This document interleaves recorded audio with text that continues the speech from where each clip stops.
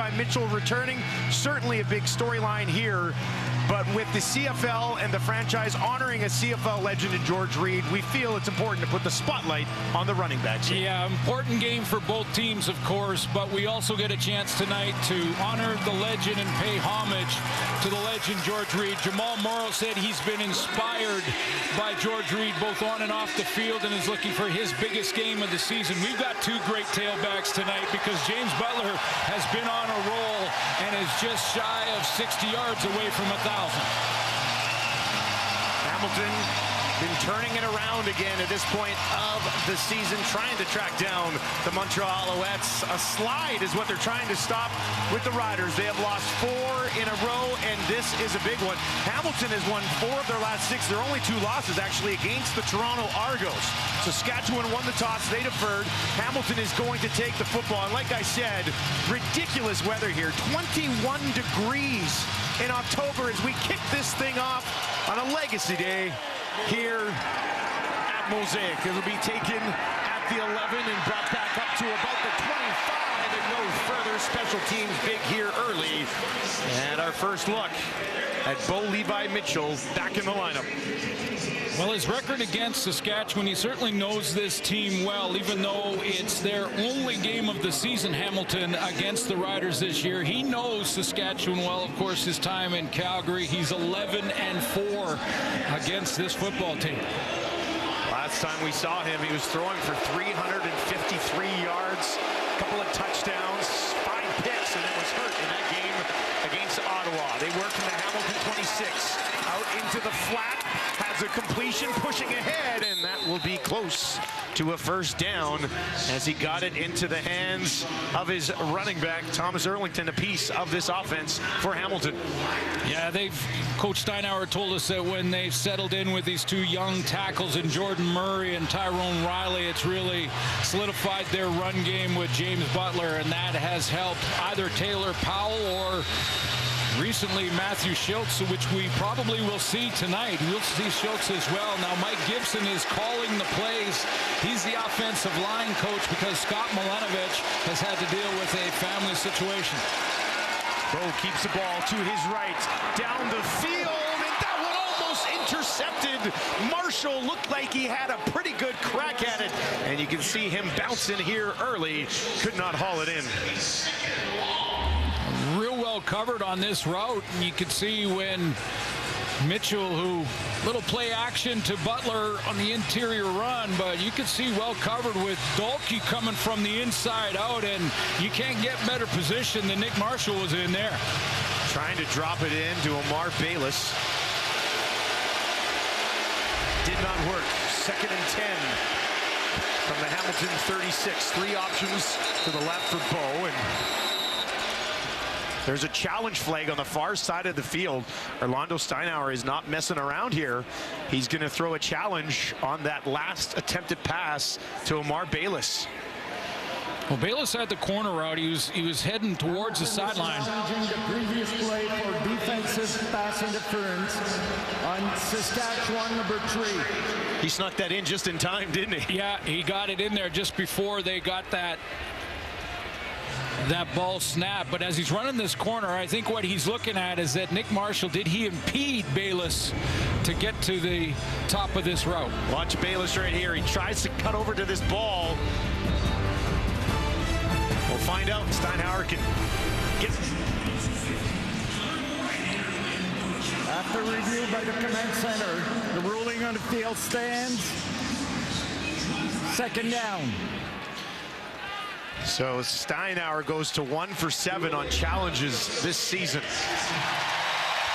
Yeah, this is Bayless running his corner route, and Nick Marshall has allowed his position. He turns to the ball, and he's facing the ball. In fact, he has a better shot at the interception here than Bayless does 40 seconds at the ball as a reception. So he threw his hands up to try and sell it, but I think that was the correct call to leave that as they called it on the field, which was just good defense. Interesting decision to challenge something so early in this ball game for Hamilton. 2nd and 10 on their own 36. Crowd getting into the game early here in Mosaic. Mitchell tries that side of the field again, drops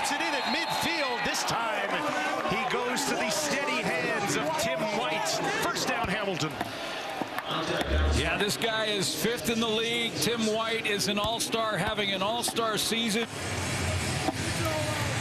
And he's going to run the deep out here. He gets that deep out, and the ball is right where it has to be because, again, the coverage was there. This time it was Deontay Williams from the halfback spot in great position.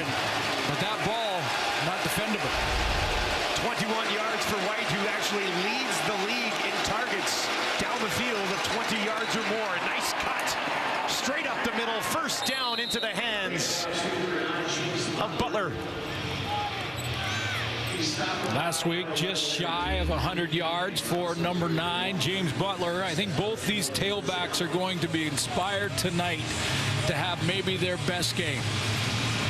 You know, we talked to Jamal Morrow. Didn't get a chance to talk to Butler this week, but tailbacks across the country, and they know the legacy of George Reed.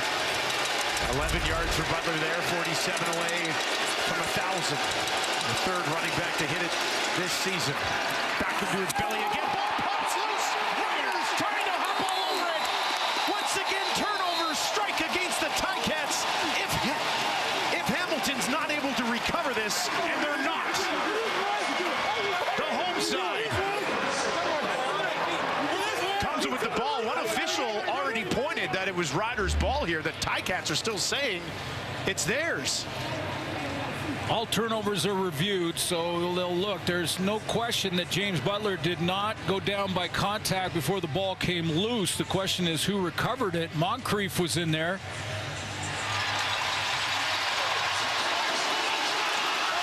Now they do confirm it that the Riders do have the ball. Micah Johnson looks like he's got it. Woodmansey's trying to pull it out of there. Moncrief involved. They're saying Rider football.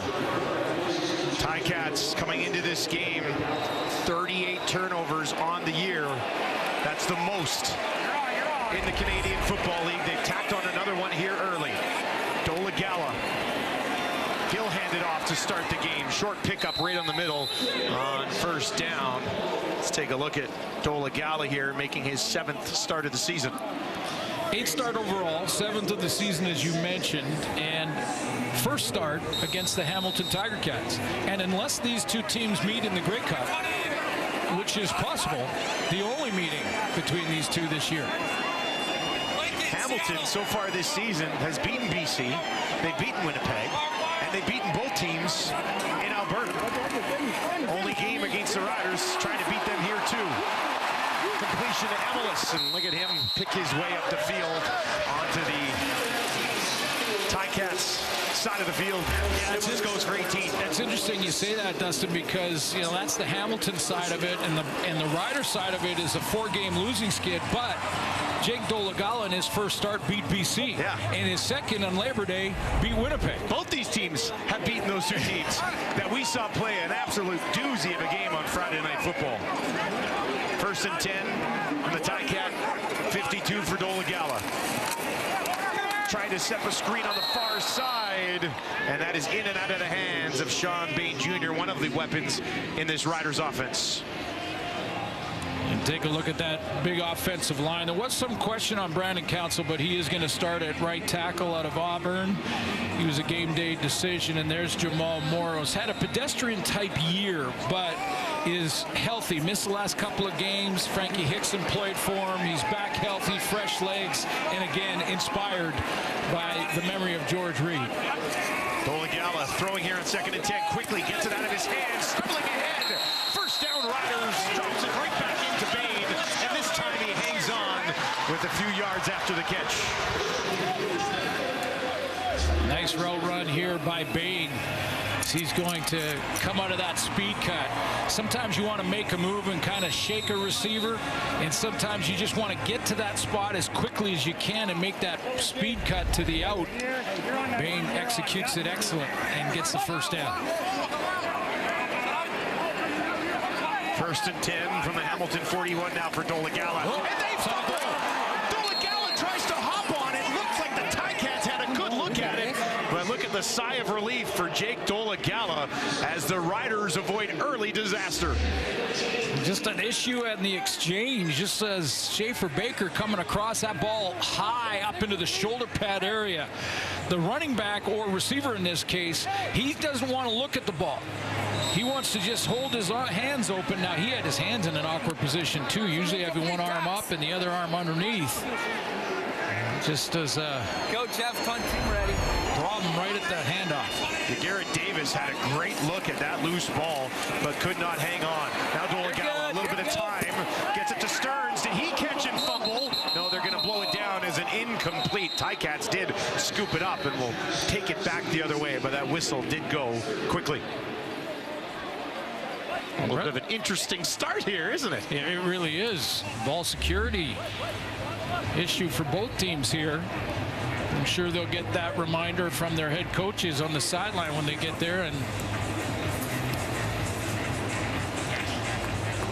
it looked like there was control of that ball. Brett Lowther had walked on the field and was trying to get Craig Dickinson's attention and didn't. Let me take a run at it, eh? Yeah. Not going to happen. Not going to happen here. Would have been a deep shot. Lowther's 9 of 14 from beyond 50 so far this season. Instead, Korsak will drop the punt in. Pretty good one right down to the 5. And special teams tackle on McAllister. Nowhere to go. That's from Thomas Bertrand Houdon.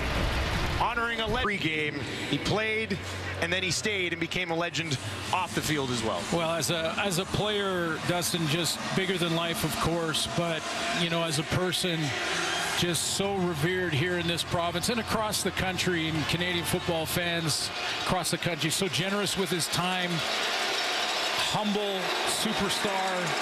The numbers are absolutely incredible, but a pillar in the community was George Reed, and at his special section and seat where he sat with the crowd, talking to the crowd at every turn and signing every autograph. Guys that weren't born understand the legacy that is George Reed. And George and Ronnie really started Rider Nation. They were the beginning of all of it. George Reed was back in 1963, was his rookie year, was the MOP in 65. 13 seasons, the numbers are remarkable. 13 seasons, the Riders never missed the playoffs when George Reed was in the lineup. Hard to think of many in the history of sport who can match a legacy like that. A big completion down the middle of the field, staying on his feet. Look at this, White. Incredible stuff down to the 20, to the 10, and they will eventually force him out. That's a big-time play from a big-time player, 88 yards. Bo Levi to Tim White. Was it ever? I mean, wow. This, to talk off the top, that Tim White is having an all-star season. I mean, just get your ballot and check all-star for number 12 running this slant. But it starts with a great accurate throw that gives him a chance to regroup and then start to make people miss in the secondary, and then shows some speed as he outruns the pursuit angle of William Poole, who's playing for Jeremy Clark tonight. And they had 4 guys right around him at midfield, and he escaped and got out of there. Ticats in business, first and goal on the Rider 10. 3 options to the right. Mitchell, a ton of time to the end zone. Touchdown, Hamilton. Drops it in there for Omar Bayless. His first in the Canadian Football League. And the Tiger Cats go on top. Heard the panel talk about before the game. They want to see what kind of form they're going to see out of Bo Levi Mitchell. Is it the old days back in the Calgary days when he was just slinging it from the deep in the pocket? Well, those are back-to-back throws for Bo Levi Mitchell that, you know, you don't want to get too far ahead of yourself. But he told us this week, the arm is live. I've had all this time off. My upper body's been great. I'm as healthy as in his arm strength as he's been in the last few years. We saw an example of that in the last 2 throws. 3 plays, 100 yards. 88, of course, to Tim White on one of them. And then Bo Levi Mitchell. How good is it to see him back healthy in the Canadian Football League? Great if you're Bayless on the receiving end of that one. How about the route running of rookie Amar Bayless out of Maryland? It's just going to put a clinic on here. Little out move and then back to the post, and that freezes Deontay Williams. Wide open over the middle for the touchdown throw from Bo Levi Mitchell. See you later, eh? Just great route running. move.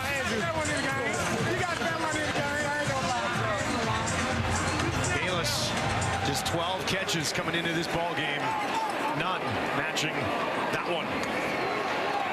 Bertrand Hudon on the return as they kick it away from Maru Alford. And the rookie takes it all the way back out to the 34. Let's take another look at this strike from Bo Levi.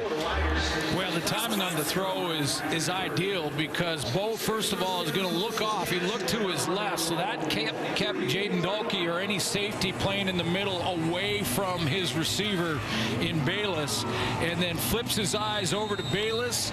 Wow, pretty athletic celebration, and the timing on the throw, bang on. Love you, Scott.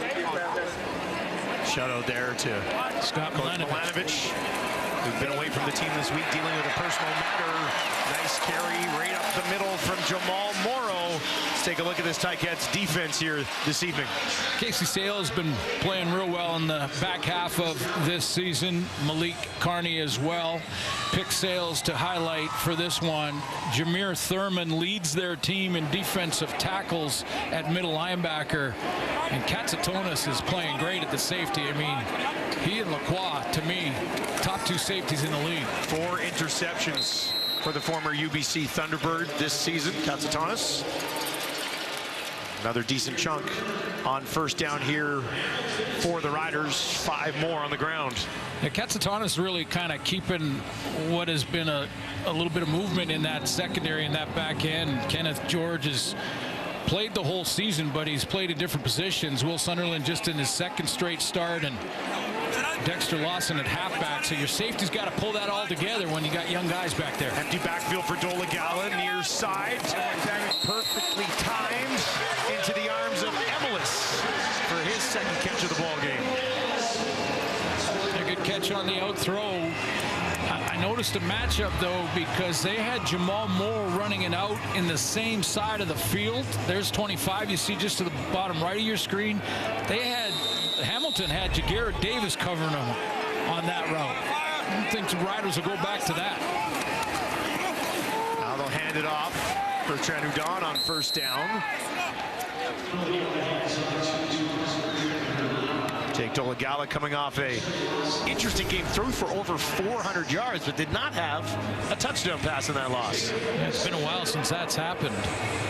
And, you know, I asked him this week, and threw for well over, I actually said well over 300 in our call this week, and it was actually over 400 yards. That is well BC. over 300. Yes, so well, it is, yeah. But he was like, yeah, we just got to be more consistent when we get in the score zone. He's 8th in the league in passing yards. He's only had 6 starts. That's a nice completion. Gets it to his running back for a first down. Helmet popped off, but first down picked up by Jamal Morrow. And one of the things that Jake Dolegala told us this week was that they've got some special packages and some really good looks for Jamal Morrow this week, and that's going to be one of them. So they've got him out of the backfield a couple times, threw the ball to him for the first time there. Lost his lid, but it was okay. I mean, interesting to see the other ideas they have for Jamal Morrow. 6th play of the drive for Saskatchewan, trailing by 7.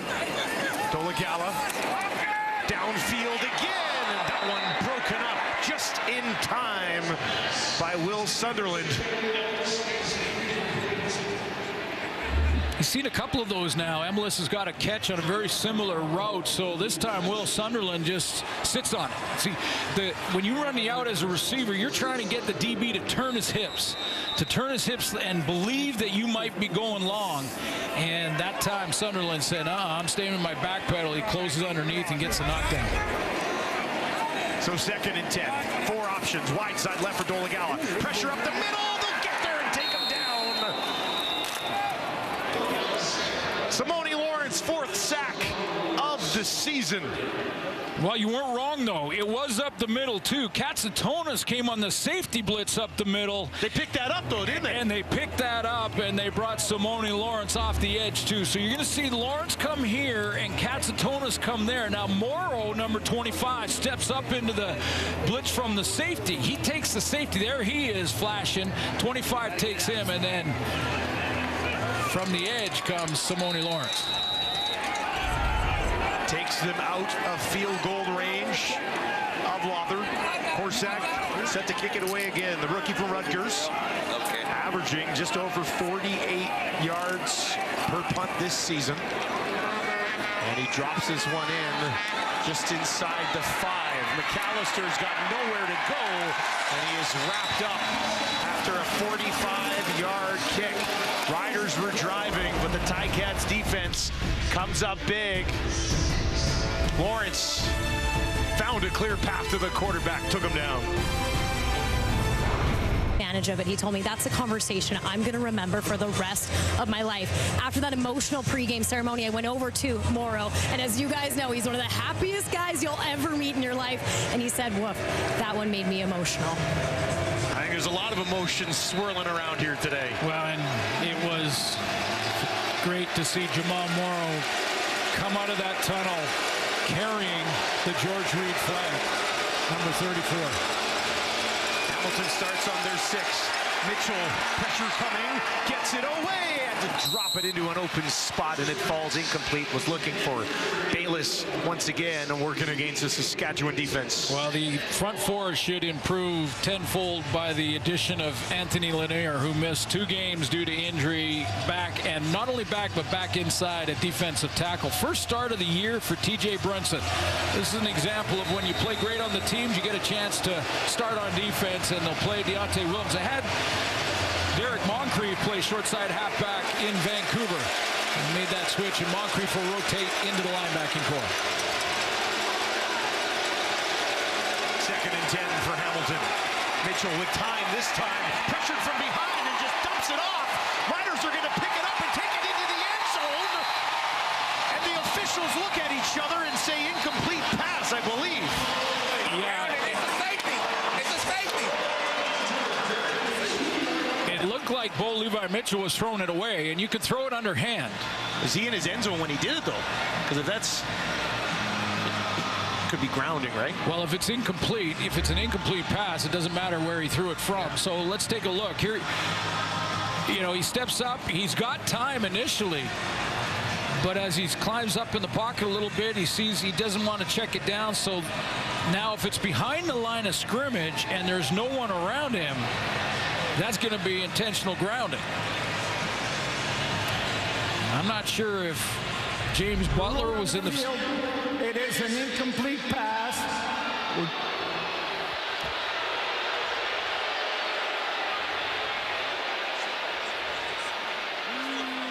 The line of scrimmage on that play was the 6. It was a 6-yard line was the line of scrimmage. It's considered a forward pass if it's underhand or pitch out or overhand, doesn't matter. As long as it's going forward, it's considered a forward pass. So not surprised with the incompletion. The question for me was there a back or a receiver anywhere close?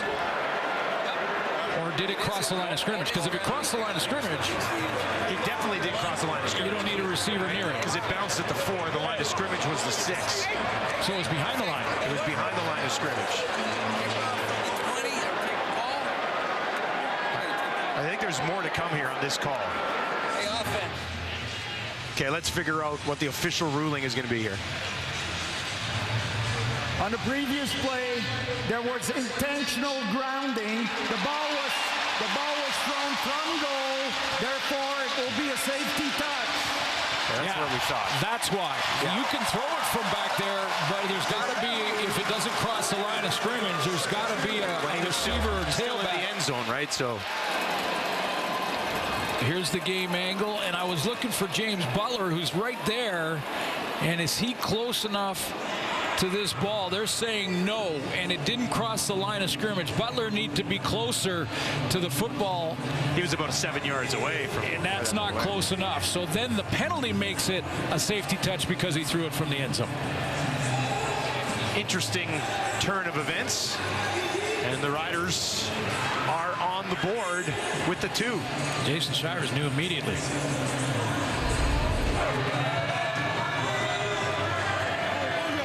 Took a little while for that one to get sorted out. But Saskatchewan does get the ball here after the 2 points on their own 42.5 to play in the first quarter. Hand it off again up to about the 45-yard line. And trying to get Jamal Morrow going here early. The Riders averaging just 80 yards per game on the ground. That is 9th in the league. If you can really sort of set him loose. And it was funny that story was told about his special teams, because I remember watching these games and calling these games with you, and we were always when he's on special teams saying, yeah, this guy's going to have to play more at some point. Forced his way into the lineup. That's how you get in there. Starting lineup. Play great on the teams. They go back to him again, trying to find some space, lunging ahead. Held on to rather well from behind by Casey Sales. And they will bring out Pipkin and the big fellas.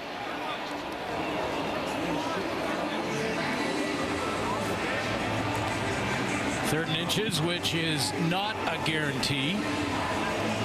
As the BC Lions found out last night, what a great game that was to watch. A couple of critical moments in that game last night. This is third and just a matter of inches, and that'll be more than enough as they push it straight ahead. First down for the Riders. And Kelly Jeffrey calling the plays for Jake Dolegala, who is moving the ball from his own end to about midfield or just past it. Yeah. But that's where his drives have stalled in this first quarter.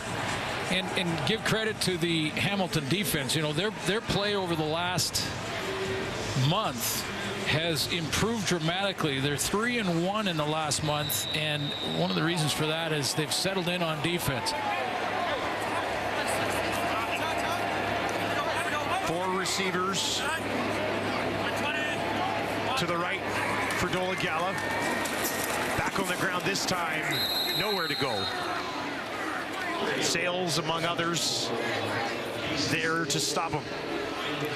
Well, Jagarrett Davis, he missed 8 games, so he's back. I mentioned Casey Sales, who's playing great over the last month, and Malik Carney's having himself an all-star type campaign. Good linebacking core that's been together. Their secondary is settled in now, so that front 7 looks real good. Yeah, Dylan Wynn out there, returning from injury. Dolegala gets us away just in time. Going up and hauling it in just outside the 40. That's excellent stuff from Schaefer Baker. And the drive stays alive for the Riders. Great athletic move by Schaefer Baker. He goes up and just steals this football. Katsatonis is there to the left of your screen. The safety drops to that side, and the time was running out on Dolegala, but look at that. What a catch by Schaefer Baker. Ball behind him, 17-yard gain. Dolegala throws one up for Emelis. Emelis almost had it. That would have been spectacular. Got his hands on it, but couldn't haul it in. Excellent defensive coverage on the play. We are just settling in for what should be a pretty darn good football game here at Mosaic. Bo Levi Mitchell and the Ticats on top, 7-2 on the road here on a Saturday on TSN. The Riders trailing 7-2 against the Ticats. Big quarter for Tim White. He had 109 yards. That really stands out in that 129 yards passing for Bo Levi Mitchell so far in this football game. We got a good one, though. Yeah, good game and an emotional night. You know, it's interesting to see all the fans and the standing ovation for George Reed and his great legacy. We're tracking the yards after contact by these tailbacks because, you know, I know we're still going to hear from them before it's over, but just an amazing foundational player. He and Ronnie are where it all began here in Rider Nation.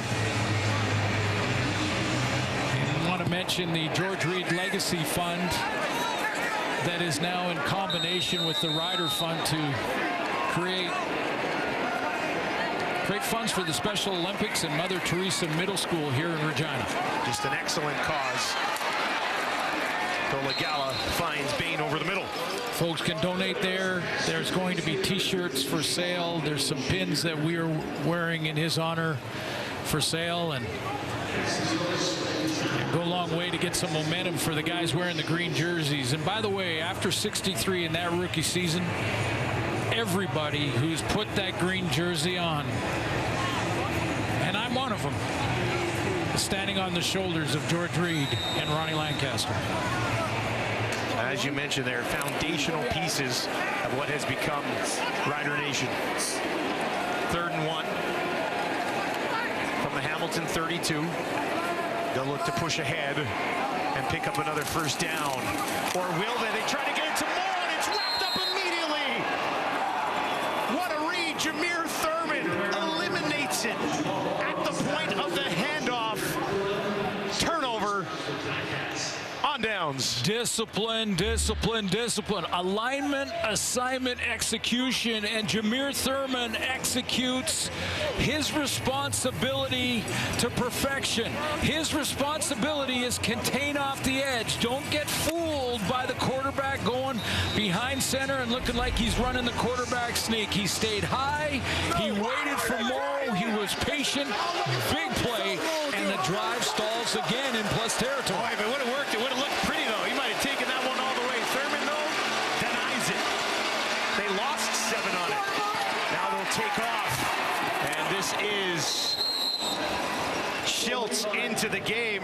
When the quarterback took off, I'll just be transparent here. I was thinking, well, Bo's not in the game anymore because Schultz took off. Well, as he can do.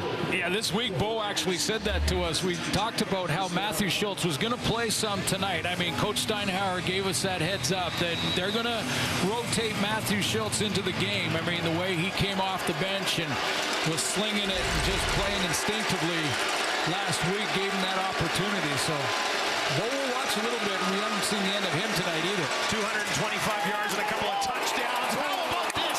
Staying on his feet is Butler, and he pushes ahead. That was a heavy pop, and he bounced right off it.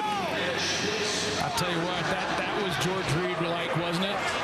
And good on the Hamilton organization to put the decals for number 34 on the back of their helmets as well. And that is what George Reed was. Take those, absorb those hits, go in and attack and look for contact, and then get up and do it again the next down. Well, Brunson was thinking, I got you, and then boom, you did not. Back on the ground again, but this time the Riders win the battle and wrap up Butler. Let's take a look at Schultz here. Yeah, Matt Schultz coming back in now. This is 11 of 19, 225 yards and 2 touchdowns when he came off the bench last week for Taylor Powell. And boy, I tell you, Taylor Powell has done a nice job in relief of both of these guys, Bo and Matt, for when they were injured.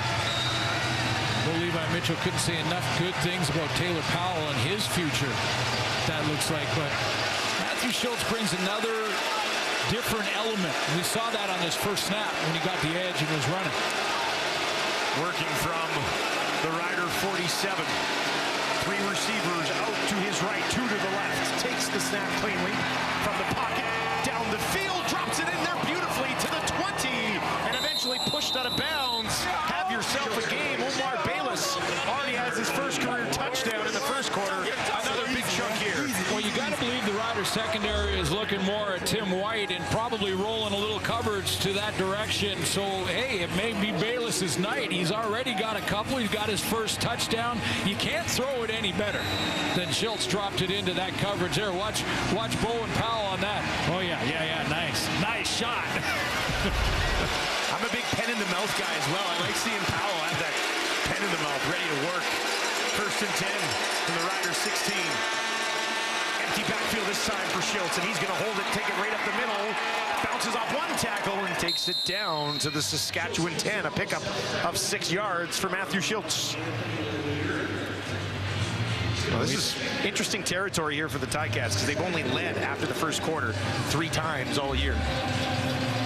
Well, and this is one of the aspects of the offense that when you bring in Matt Schultz, you open up a different chapter of the playbook.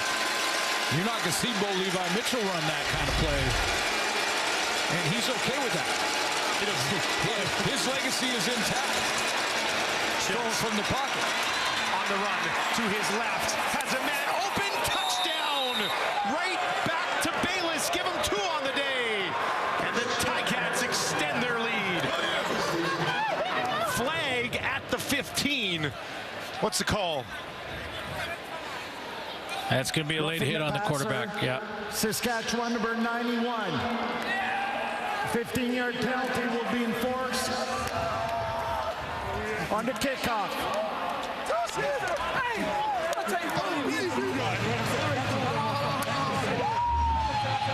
How about Matthew Schultz coming in the game and just cutting it loose and playing instinctively, negotiating the pocket, buying a couple extra seconds. Here's the penalty and the late hit after the ball is thrown. A shoulder from Lanier. I think the turkey sandwich may be better tasting than the original turkey dinner that night. I 100% agree with you. At one point in my career, I've done a sandwich draft, and the turkey sandwich did go in the first round. First round talent. After that extra penalty here, this one will be kicked directly into the end zone. Let's take another look at the touchdown.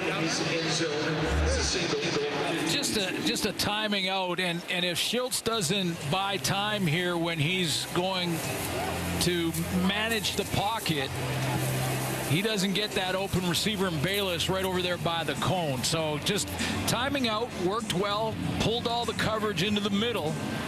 Well, misdirection in play. Second touchdown for Bayless. But Schultz made the play by extending it. Corner on that side of the field is William Poole, who's playing in his first CFL game, 24 years old. He was late getting to Bayless after the miscommunication there that Glenn had talked about. Now they'll hand it off. And Morrow was waiting for something to open up, and it just never did. That was a big tackle. That was just straight up lock horns type of play here. Good jump cut to the outside by Morrow, and then watch that hit. That's a DB, and Kenneth George, 5'11", 203, stepping in there. Rookie out of Tennessee, 35 tackles. Couple of picks, 5 knockdowns coming into this game. 2nd and 8 for Dolegala. Looks to his right, in trouble, hit, the ball bounces ahead, and eventually hopping on top of it is Sean Bain. Now we wait for the ruling here. It looks like they're going to mark it at the 45. Let's take a look at what happened here. Well, Dolegala's arm was going forward, but he hit his own lineman, who was getting bull rushed back into the pocket. And when he hit the lineman, that ball went down into the ground. That was Logan Furlan. So incomplete pass. It'll be. Yeah, they originally marked it where Bain hopped on it, but on the play. 3rd down. Korsak out here after the incomplete pass. 9 minutes remaining in the second quarter. 2 points off intentional grounding safety from Bo Levi Mitchell is all the Riders have to show so far. Towering kick taken at the 16 by McAllister, brought back up the near side of the field after a 53-yard kick. Schultz coming back out with the CFL and its member clubs. Canadians like you have helped the Tackle Hunger program donate over 20 million pounds of food to local food banks. The need is greater now than ever. Just go to PurelatorTackleHunger.ca to donate. Great program all across the country. Get your picture with the cup. And interesting that the 2013 Grey Cup champion Riders will be honored at halftime here as they go into the Plaza of Honor. And Darian Durant is back in the house. He's got the black hat on in the back there. And watch on now as the Riders try to slow down the Ticats offensively. A short pickup here on 1st down Hamilton's offense 8th in the league, just 21.8 points per game, but they put up 15 already here on Saturday. Yeah, you know, the issue in this 4-game skid for the Riders has big time been in their secondary. I mean, they've had to go through a couple of changes. I mentioned Derek Moncrief playing the short side halfback. That's not a great position. Good on Moncrief for giving it his best, but that's not his position. 2nd and 7 here. Schultz over the middle, wide open. Godwin down the field to the 35, and eventually he's tracked down again, but nobody anywhere near Terry Godwin, and he goes for 39 yards. And I mentioned Williams taking over for Moncrief and Poole that you talked about, Dustin, being the young guy and the rookie on the corner, and look how wide open Godwin is. I mean, this could become pitch and catch if the Riders secondary doesn't figure out who they got, alignment, assignment, and start executing. It was Brunson who eventually got back there to take him down. Well over 200 yards passing in this half for the combination of Mitchell and Schultz. Down to the Saskatchewan 35. Schultz, a ton of time. Another man open just outside the 15. And this time they get Keandre Smith involved. Well, this is what Jason Shivers now has to do. He has to play real vanilla-looking defenses. This is a cover 3 with a big hole in the middle, exactly where Schultz can see it, but they show it very early. They're all dropping into their zones, and look at that. In behind the linebackers, in front of the DBs, right in that soft spot in the cover 3 zone. If your guys aren't covering down the players and you're leaving wide open, you go into some more zone looks, basic looks. Schultz is 5 for 5 for 115 yards and a touchdown. On the ground this time, Butler trying to find some space, and he will not get stopped shy of the Rider 5. Yeah, I would suggest this next down, even though we're in the first half, is a big one for the Riders.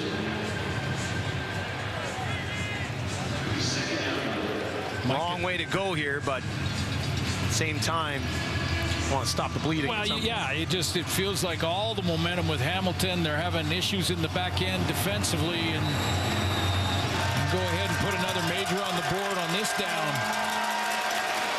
Feels like that snowball's rolling downhill, pretty gaining momentum. 3 options, wide side right for Schultz. Looks to his left, throws to his left, pushing towards the end zone and in. Sean Thomas Erlington. And the Ticats open it up big time here in the second quarter.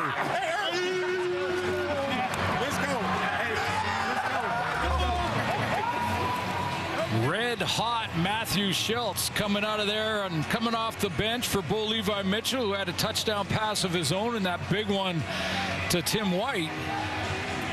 Oh, wow. Schultz is just running the offense. Spreading it around, spreading the targets. Let's go. You know what time it is. Let's go. First touchdown of the season for number 31 and the first 2 touchdowns of the career for Bayless. And Hamilton will tack on another one. Schultz, perfect so far. 6 for 6. A couple of touchdown passes already in this game. The 13 Grey Cup champions saw in the playoffs there. They won a thriller against BC and then basically rolled after that the Grey Cup MVP from 2013. Corey Sheets with Brittor. Corey, you and your teammates have said it all week that 10 years later, it feels like nothing has changed amongst that group. What's it been like being back with everyone? It's been so refreshing seeing everybody. And like you said, we get together and it's literally like we coming back into training camp or getting ready for a game. Nothing's changed with us. It's still being silly, still catching up with everybody and loving each other. Well, it's one thing to win a Grey Cup. It's another to do it on home soil. What do you remember most about that night? I mean, the sea of green. It really felt like a home game, and I felt like Hamilton didn't have a chance regardless of what we did on the field just because Rider Nation was in full effect. Well, thanks so much, Corey. Congrats 10 years later. Thank you very much. I appreciate that. Well, things certainly went right in 2013, but they are not going right here tonight. For the Riders on the return, the Ticats kick this ball away from Mario Alford again. It's brought ahead by Hudon. There was a fumble recovered, and he fumbles it. The Ticats take over. That definitely was out before he was down. Not only they take over in plus territory inside the 40. That ball bouncing around. And Nick Cross get it out. He punched it out of there.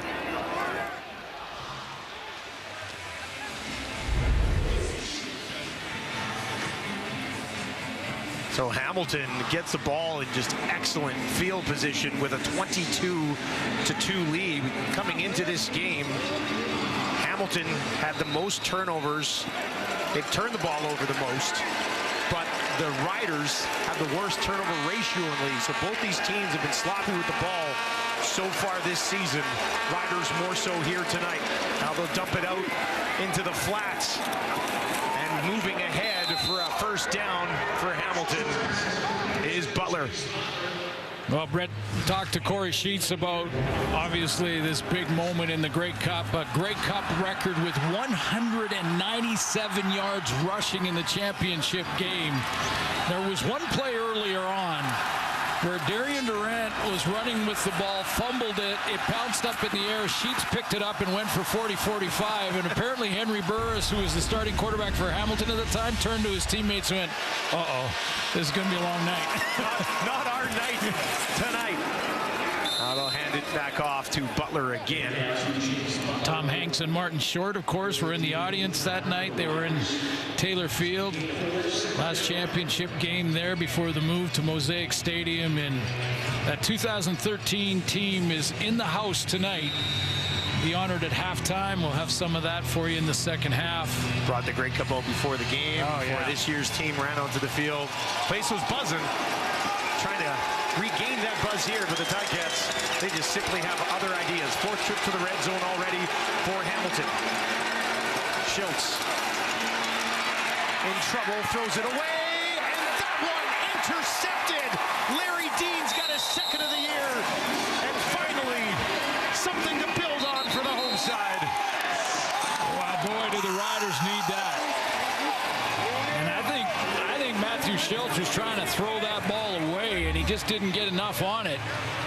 He's just to the right of your screen, Larry Dean, and not surprising, it's number 11 who gives the Riders the play that they need to maybe spark this team to start really getting after it and competing here tonight, because Dean has had a heck of a season. Follow me. I mean, he has not been a problem. Stay with me. He's Mr. Everything for the Riders defense. He has 49 more tackles than the next closest player on that defense this year. That's how good of a year Dean is having. He's closing in on another 100 tackle season, which would be his third and make him only the 7th player in league history to do it. There was a flag right at the end of the play, after the play, which is what they're sorting out here. There are 2 fouls on the play. Major foul, unnecessary roughness, Hamilton number 13. Major foul, unnecessary roughness, Saskatchewan number 45. Both fouls upset. First down, Saskatchewan. Pete Robertson, Osakusi, who got flagged there.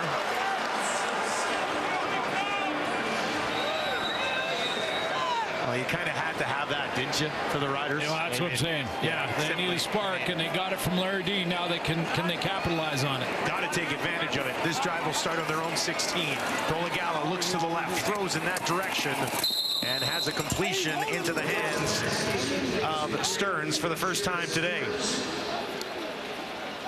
Dolegala's been facing some pressure from that front four, and occasionally when Ticats go with the blitz, they're not just sending one, but they'll send Simone, safety. Hot reads are going to be important for Dolegala.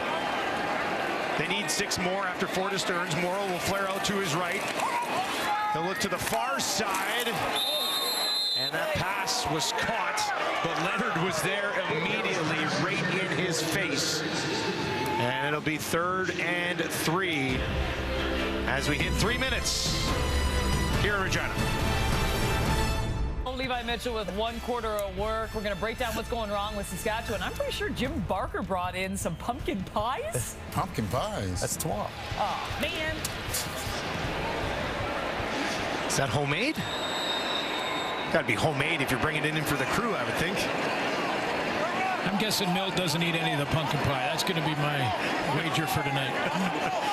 Korczak stands at about his 10, lets it fly. Just a second to and out of the game for the Riders. McAllister will run under this, takes it at the 45. 42-yard kick. McAllister, little stumble there, and he's wrapped up just shy of the 50.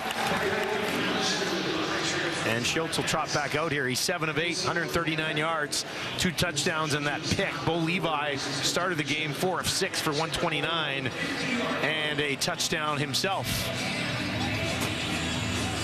Yeah, I think if you're Hamilton, you're going in at halftime. Obviously, you love what the scoreboard says, but also you got a red-hot quarterback playing right now. Bo looked good in his quarter or a few series off the top. That's probably it for Bo now. I know we talked how they might go back and forth, but well, you know, I think if you've seen what you need to see from him, and if he feels pretty good about it, then yeah, Matthew Schultz can stay in the game. Start on their own 50. Butler finding some space and look at him go down to the 50 all the way to the 45 before they stop him, and that puts him over 40 yards on the ground on 8 carries. Well, he has really come on in the back half, really when Scott Milenovich took over, and mentioned he's not here tonight. Wish the best for Scott, and he's whatever he's going through with his family, but boy, James Butler made himself skinny to get around that corner.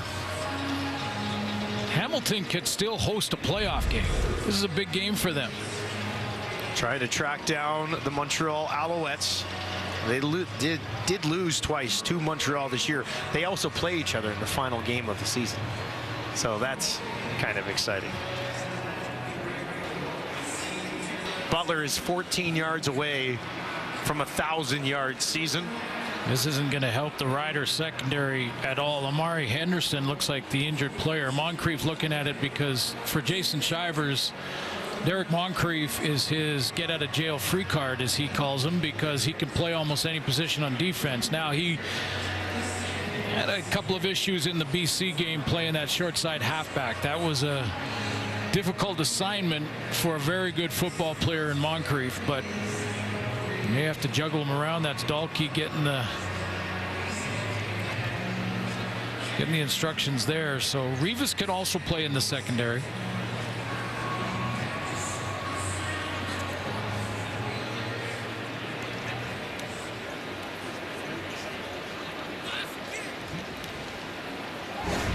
F1 on TSN is back. Drivers take to the track tomorrow for the Qatar Grand Prix. Check out Max Verstappen. He will be on the pole, and he actually secured his 3rd championship in the sprint race earlier today on TSN. Coverage begins at 11:30 Eastern, 8:30 Pacific on TSN. That's good news. It's like Amari Henderson's going to be okay. Onyeka can come out. When you look at how the safety's been this year, would you say Henderson's been the brightest spot, maybe? I mean, Dahlke's been great, too. Missed a few games. I would say most consistent. Yeah, okay, yeah, that's a good one. Most consistent in the back end. Yeah, absolutely. Just over 2 minutes remaining in the opening half. Hamilton has the ball in a 20-point lead. Riders lost 4 in a row.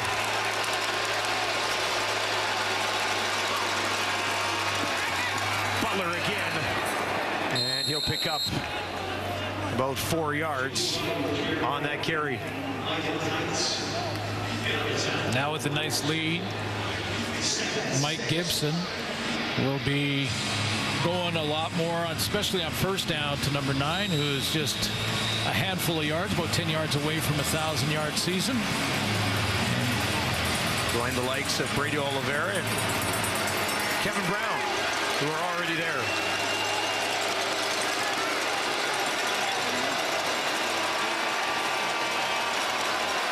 Schultz throwing this time. Has a man at the 35. And again, getting involved here today, Thomas Erlington, and there's a flag that's been thrown on the far side of the field around the Rider 25. Major foul, unnecessary roughness, Saskatchewan number 38, 15-yard penalty, and a first down. Well, that's one of the guys we were just talking about, former U of A Golden Bear, Jaden Dalkey.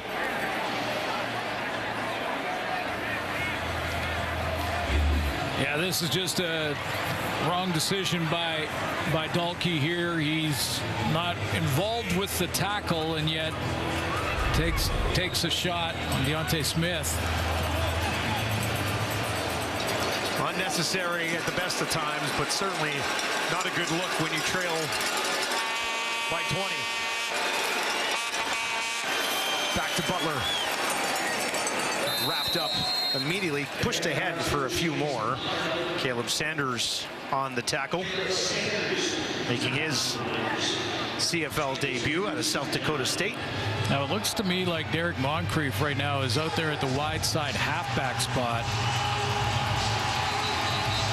And Revis is staying in at Sam. So there's Moncrief to the right of your screen. Saskatchewan. Again, an outstanding linebacker and tremendous athlete. So I understand why Shivers is thinking that, you know, he can go in there, but there's a lot of space in those halfback spots. You can be a great DB to even, you know, hold your own at the best of times sometimes, because that's where the best receivers usually are. The Tim Whites of the opposition play in those slot positions. So well, BC targeted him a few times. Absolutely. Last week. Yeah, and you're going to have to show. And Onyeka's young, again, having a good year on the teams, but see. 2nd and 7 from the Riders 16.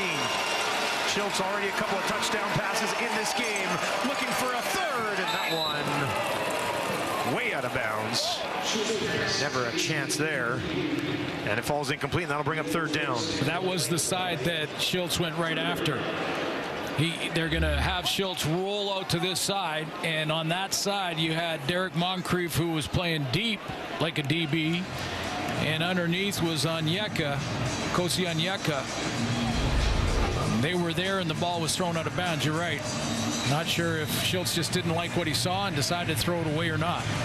Looked like that, didn't it, with Yeah. where that ball ended up dropping down. Leggio will roll out here, 84.6% on the season. Coming into tonight, 29 of 30 from within 40 yards. And he pounds this one through. Hamilton on top, 25-2. Riders were moving the ball relatively well early in this game, but it's dried up a little bit since. Yeah, they moved it from their own end to just past center. Yeah, they punted from about the 50 a couple of times. Yeah, exactly. I think there was a total of 3 of them, and it was because Hamilton defensively were making those plays on 2nd down. Yeah, I guarantee you that Miltsteagle's not having a bit of that pumpkin pie. You know who else doesn't like pumpkin pie? Me. Oh, come on. I know. What? I know. What? Sorry, I don't do it, man. I don't eat pumpkin pie. Oh, Call me anti-Thanksgiving. Wow. But I prefer give me an apple pie and some ice cream, Suits. Apple crisp to sit in the truck. Apple anything, just not pumpkin. I also don't like. I do it as a parent because I'm a good dad, but I don't like scoop. Actually, I don't. I lied. My wife scoops out all the guts of the pumpkin when we're doing jack-o'-lanterns. Yeah. I don't even do that. You don't do that. It grosses me What out. about pumpkin seeds? You don't bake the pumpkin seed? I hate them too. Oh, roasted pumpkin seed. Come on. Yeah, and don't even get me started on that pumpkin spice latte, right? Now, right up the middle. And that'll be a 1st down for Jamal Morrow. Still time here in the first half for Dolegala to get at least field goal range and try and stop the downhill roll of this. Although I guess I shouldn't be saying snowball rolling downhill. Not tonight. What a beautiful day weather-wise we're getting. 21 degrees at kickoff. Far side of the field. They like to do that quite often. Dolegala gets Emelis on that out. He's able to haul it in. Yeah, I was worried that I might need a jacket rolling out here this weekend, but not the case. Beautiful night to be here watching a football game. I could somehow punch this into the end zone in the next minute. That would go a long own way. Back on the ground. Morrow, good burst. First down for the Riders. Jamal Morrow, that'll put him over 40 yards here in the first half. Well, we talked to Craig Dickinson and told us about how the entire team were mourning along with the fans, George Reed, and the passing of George Reed this week. Maybe it's taken a little out of them as that first sort of, when you come out of the gate, we saw the energy when they came out of the tunnel, and we saw that first kickoff that went down and real physical, but it looked like there's a real lull here in the second quarter that the coach is going to have to remedy when he goes in there at halftime and talk to him about, hey, if you want to honor the legacy, then play hard every down, because that's what George did. Well, we talked right off the top, this is a huge game for both of these teams. Hamilton looking to try to track down the Alouettes, and the Riders trying to snap this 4-game losing streak. Good timing on that pass from Dolegala, and he finds Bain to make it 3rd and 1 with 47 seconds on the clock. Yeah, I'm just looking at the spot to see if it's a long one, almost 2, or is it... And they're going to go. It's almost 2 yards. I might take the points here. Need the 30 for a first down. They'll hand it off. They got the 30 and more. Nice cut. Jamal Morrow down to the 10. He's thinking end zone. Touchdown Riders. Jamal Morrow 32 yards to give Saskatchewan life late in the first half. Absolutely does it give them life.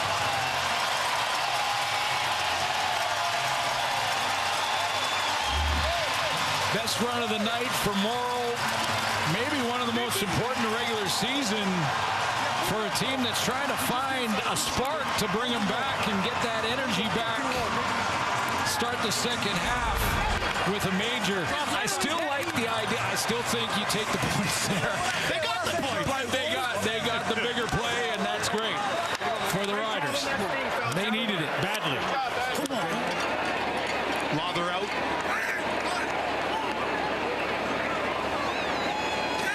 Try to make this a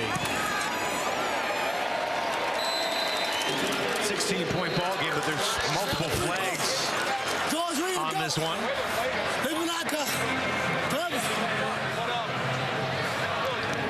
Jamal mentioning George Reed.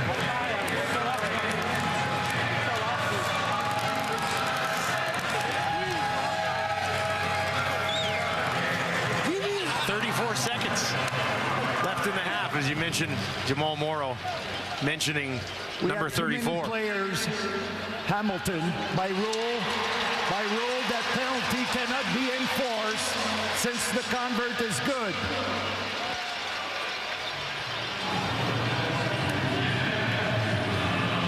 What timing on the first touchdown of the game for the Riders, and of course it's the running back Jamal Morrow capping off an 8-play 70-yard drive. That was so cool, Dustin, when he had the George Reed flag coming out of the gate.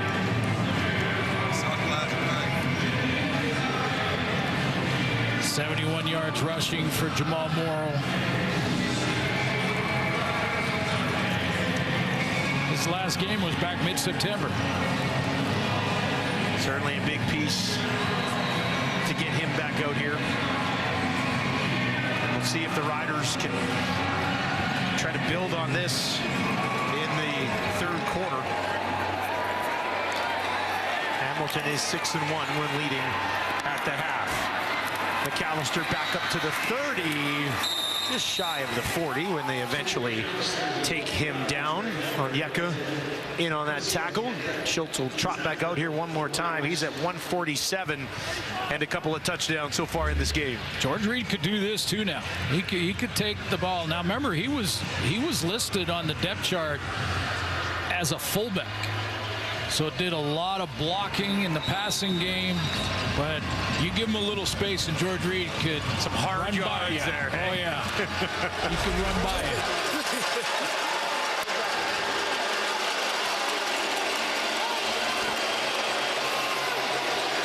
28 seconds. Flags fly as they hand it off. And back to the line of scrimmage and maybe a couple yards past is Butler. Well, that play, though, and that drive that went 8 plays and 70 yards, capped off by that Morrow run. I mean, that's the concern for Steinauer. He's going to go back and, look at the first quarter and the stops they were making and go back to some of those calls. But for the Riders, very different halftime feel. Like that locker room completely changes on one play. Now there's some spark, right? No end. Number 59, Hamilton, was closing the line. That penalty's declined. It will be second down. However, for Craig Dickinson, he's going to have to sort out that back end on defense. I mean, there were some drives where Matthew Schultz was finding open receivers by 20, 30 yards. Yeah. So have to shore up the DBs. Yeah, if there's any sort of comeback in the second half, let's be honest, it's going to have to start somehow with a defense for the Riders that has been giving up on average 36 points per game over their last 7 games. They've given up at least 29 in 7 in a row, win or lose. And they've given up 25 here in the first half of this ball game. Yeah, I don't think you can expect, if you're Craig Dickinson, Jake Dolegala to score 40 points a game to win when he's in start number, 8 of his career. Kind of unreasonable expectations, you would think. Exactly.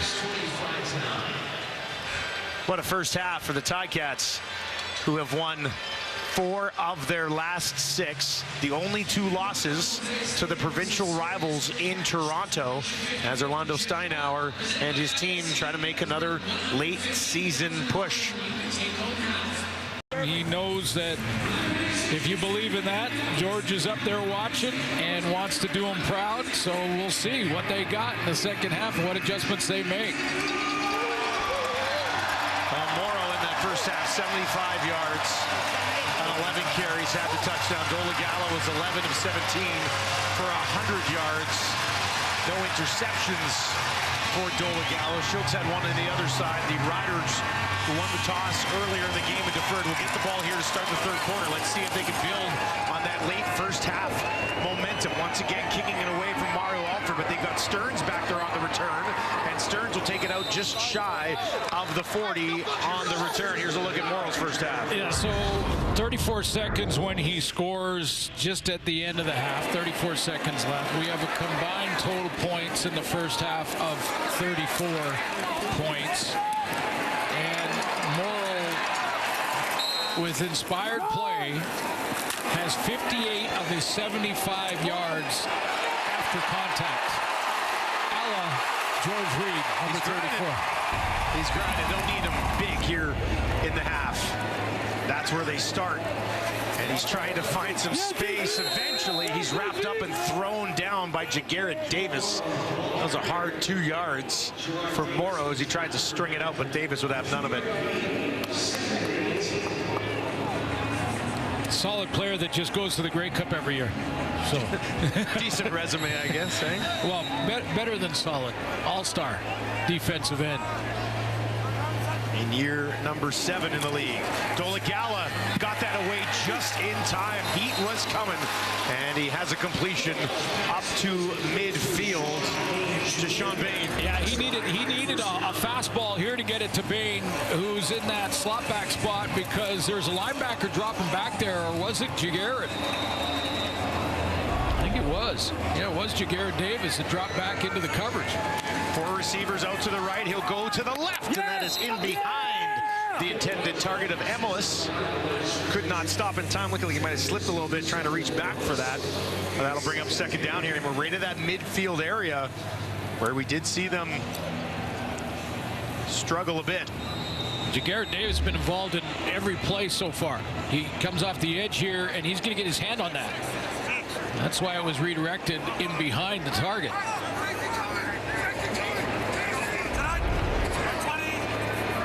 Midfield for the Riders.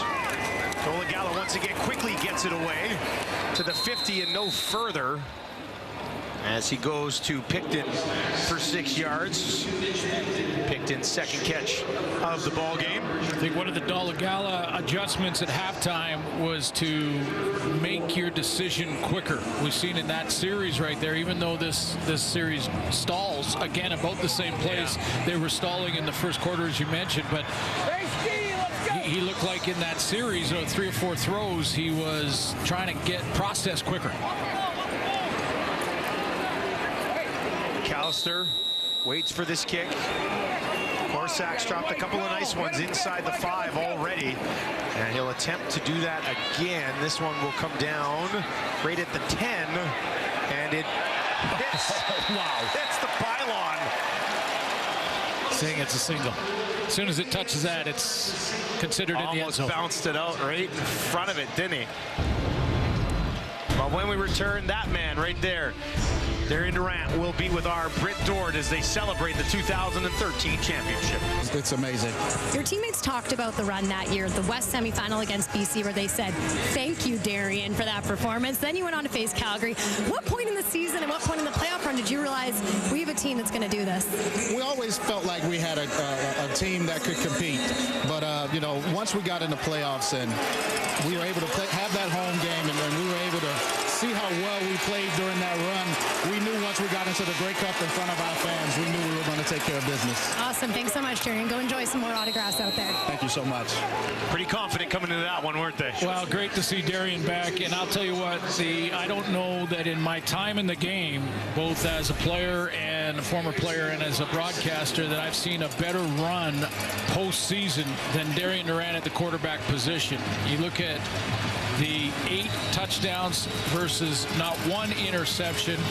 He rushed for 141 yards in that West semi, 91 yards in the fourth quarter, put the team on his back to win that close game.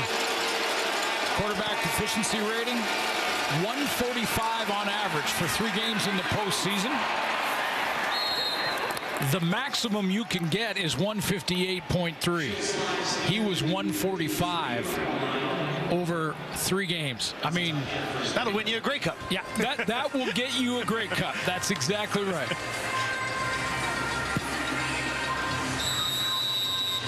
Six yards for a quarterback on the run that time. It was Schultz. And they got a good number of guys back from that team here tonight. Both sides of the ball. Like to celebrate a win here. Long way to go. Schultz dumps it off. Butler's got room. He's got a first down, now down to the 30. Look at Butler go again. And he takes it inside the 20. James Butler just blew the doors off a 1,000-yard season. Well, that was a quick swing pass, but I was going to say that it wasn't behind the line of scrimmage. No, it wasn't. It was a screen pass up front, so that'll go down as a reception. But great acceleration for James Butler, hitting it hard. And when he goes, doesn't he? Oh, yeah. I mean, better have the angle on number 9. Because sometimes you'll see a guy move from one team where he has success to another team, and it doesn't necessarily click. But he put up 1,000 last year, and he's going to hit 1,000 this year as well. Maybe he'll do it right here. He needs 4. That'll do it, 1,000-yard season for Butler as he pushes it down inside the 15. Back-to-back 1,000-yard campaigns for James Butler. Yeah, that's the milestone they want to hit. You got to get to that 1,000 yards. You had a successful season. But you start thinking about now Matthew Schultz in combination like the panel talked about with Bo Levi Mitchell, a solid running game that they're committed to now and have been through the last month and a half, 2 months of the season. And receivers like Tim White, Terry Godwin. Seems like a completely different team than the one that started the year. Well, this is the team that this is the time of year you want that team. No question. Hard, right? Looks like that's happening for Hamilton. Well, you know, in BC, when he had that great year last year, and we were all looking at it to start the season when Hamilton started with 3 losses. And after the Edmonton game where he had 127 or something like that rushing, and then they went away from the run game in Butler and then lost 2 of 3. Yeah. You know, you just started getting what's going on and why can't they use James Butler a little bit more? And they have the last month and a half, and the wins are starting to add up. Yeah, the only losses to the Argos. Now back to Butler again, up the middle. Might as well just keep feeding him. And he takes it down inside the 10 for a first down. Just focused in. I mean, great tailbacks keep their eyes straight ahead and forward. No matter where the run play is going, you don't want to tip off the defense by looking at the hole you want to hit. So he was locked in, looking right behind the center in David Beard, and just goes up and gets a handful of tough yards up the middle. Gets his team that first down. Fresh set here from the 8. 6th play of the drive for Schultz and company.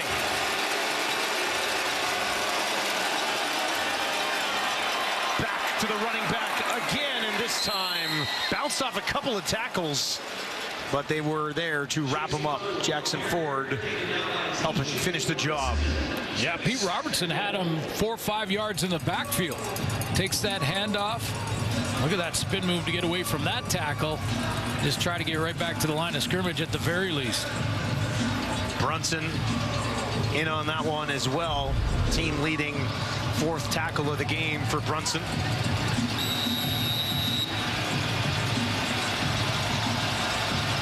Second and goal from the 7. 3 options to the left for Schultz. McAllister moves out to his right now into the slot. Schultz gets it away. Incomplete. Was looking for White. Maybe a little low, and Tim couldn't come up with it. Had to rush the throw because he couldn't block them all. There was a free guy off the edge. I believe it was A.J. Allen who came free. There he is. No, it was Rivas. 22, not 32. And because of that blitz that he knew, Matthew Schultz knew he couldn't block that blitz. So he had to get out of there quickly, and that was just a little bit low and away. Just the 3rd incompletion of the game for Schultz. Leggio back out 1 for 1 tonight. Knocked one in from 23. This one will be from 14 to put the Ticats on top by 18. And Leggio makes no mistake. Hamilton was driving again, this time on a beautiful night at Mosaic. Had to settle for 3. Game by running out, carrying that 34 flag in honor of George Reed. And then with 34 seconds left in the half suits, he did this. Riders needed a spark big time, and he provided it now. Ticats have gone down there and put 3 on the board again, so they've added to the lead, and Dolegala's got a match. But Morrow's doing his thing. Butler on the other side. Excellent as well. 67 on the ground, 63 through the air. Midway through the 3rd quarter, Riders offense got to get clicking. This time the ball doesn't even come out. There's tackle flags all over the place. Illegal procedure, Saskatchewan. Number 53, 5-yard penalty. Still first down. Philip Blake. 3rd straight start for big Philip Blake in his 8th year in the Canadian Football League. 3 with Saskatchewan, and off the injured list and playing that left guard spot. 1st and 15. Dolegala gets this one away. Back to close to the original line of scrimmage for Stearns, who had his first CFL 100-yard game last week. He and Schaefer Baker both hitting the 100-yard mark against the BC Lions in that 400-yard passing game for Dolegala. And those aren't even 2 of the guys who are on pace for 1,000 yards. They got the 8th, 9th, and 10th in the receiving leaders in the league on this roster as well. Dolegala in trouble, and he will be scooped up and taken down by the Ticats. Diallo leading the charge. Great show blitz here from the Hamilton defense to show like the pressure is going to come from the interior and then not go there. They want to show here like it's linebacker blitz, and then they bail out and they bring a blitz off the edge. So this is where your offensive line has got to be sharp, because they showed it in the interior. It looked like it was going to be a blitz coming up the middle. That didn't happen. They dropped out and the blitz came off the edge. Craig Dickinson is chatting with the officials. Saskatchewan is challenging the previous play for roughing the passer. The play will be reviewed. Was there contact on Jake's head when he tried to duck under that pressure? Here's another look at it. Big decision coming up. Gala. Edwards comes in. Dolegala goes down. There's some head contact there. Let's get the ruling.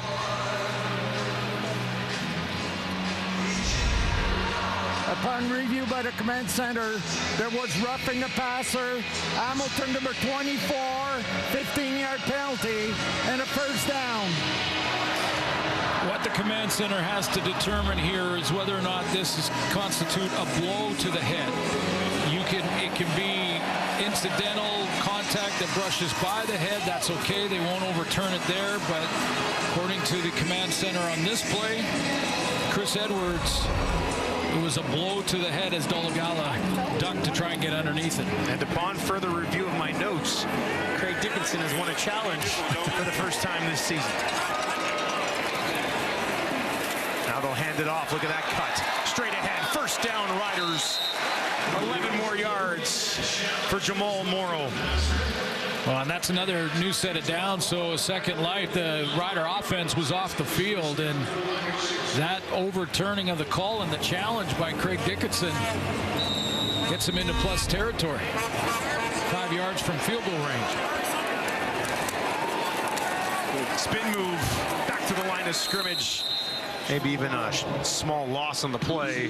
That time, Ticats defense in the backfield immediately. Yeah, they'll bring Malik Carney. They'll bring off the edge Chris Edwards. We've seen that a couple times. Jameer Thurman, I believe that was Katsatona. So Kelly Jeffrey trying to figure out, okay, if that's what Mark Washington wants to do and start sending linebackers, we do the quick crossers over the middle. That's where they just left. Figure out who they're bringing. It's a chess match, man. It's a chess match. Pawn to King 4. Second and 11. Dolegala. There it is. Has a completion. It's Stearns, and he's got a first down for the Riders.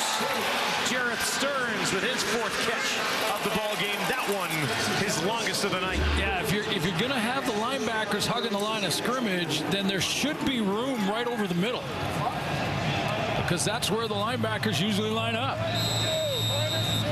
Kelly Jeffries goes right to that area.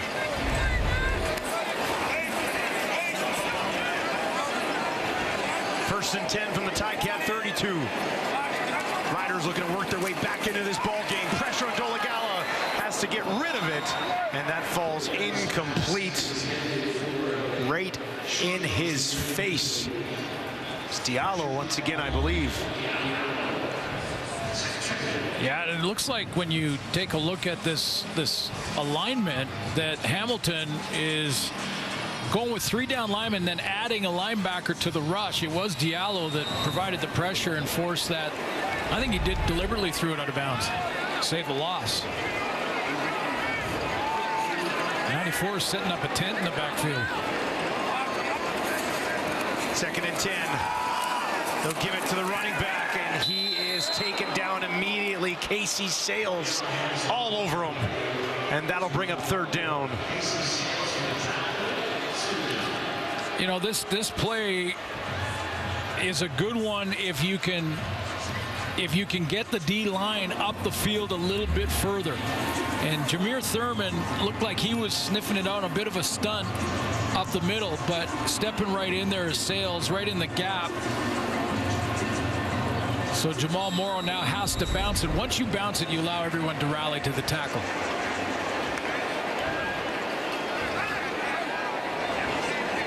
Father from 42 yards.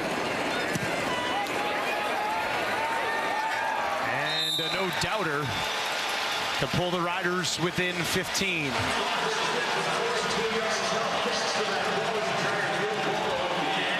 Let's take a look at what Schultz has done in the second quarter, the last couple of games. Well, you take a look at that Calgary game. He went 6 for 10, 195 yards, 2 touchdowns. Came out tonight, completed 80% of his passes, 147 for 2 touchdowns. So basically, well over 300 yards in those 2 quarters coming off the bench. Not to mention the fact that Bo Levi Mitchell started strong, and Orlando Steinauer has probably seen pretty encouraged by the 2 quarterbacks. Yeah, Bo went 4 of 6 for 129 yards and a touchdown before just taking the rest of the night off. It's interesting coming in to this game. I mentioned to you before the game. Hamilton led after the first quarter here, 7-2. In the first quarter this season, they've been outscored 101-37. They have not been a good starting team this year, so they have to be happy with what they saw from Bo early and then Schultz in the second quarter and beyond. Flip that script quickly. 2nd and 11 here. Overall in the game, Schultz is 191 yards, a couple of touchdowns and an interception that looked like he was trying to throw away, but just didn't get enough of it.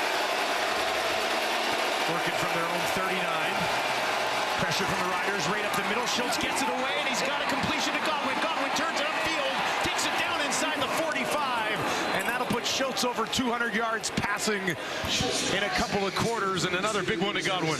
And a great read from Matthew Schultz, because Larry Dean is coming on the blitz. They're going to come off the edge as well. So they've added 2 into the pass rush. So he knows he's got that imaginary clock in his head that's ticking. He only has a couple of seconds. He's got to wait for Godwin to get into that hole where Larry Dean usually lines up. And that's exactly where he gets to and delivers that strike. Second catch of the game for 17. 1st and 10 from the 41. Now out to Butler. Butler turns it upfield. Dean is there, and he's probably just shy of a first down. This will depend on the spot. See, in Canadian football, this is an extended run play to me. And when you're throwing it to the back, you're basically just getting them outside of the head start, edge pressure. right? Yeah, give them some space and get them the ball. It's hard to pitch the ball that far, so that little swing pass does exactly that. 2nd and 1. Time ticking down here in quarter number 3.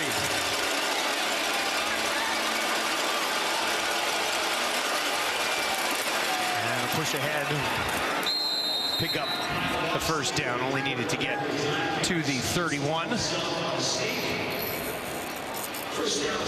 And Kyle Oxley gets his job taken care of for the moment.